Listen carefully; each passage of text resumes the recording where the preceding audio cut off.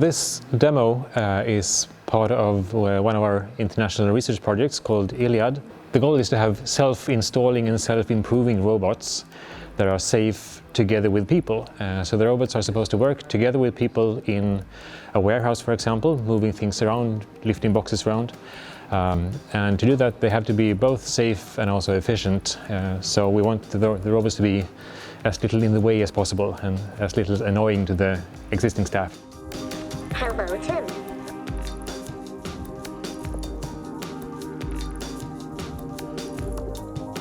The work we've done was mainly in Python, and it enables us to use external sensory information like external cameras or external sensors. So it's mainly focused on the robot interaction with the human, not so much on the human interacting with the robot.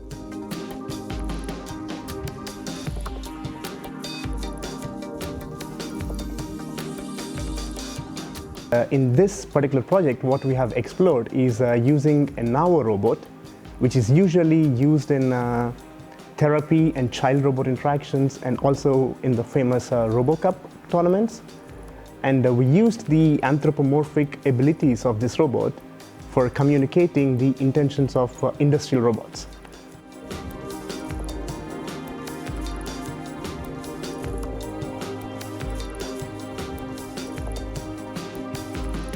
So the word anthropomorphic in this context, what it basically means is to being able to communicate like humans.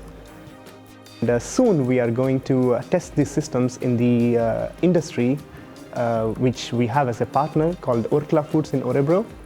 So we're looking forward to that, how the industrial workers would receive these systems.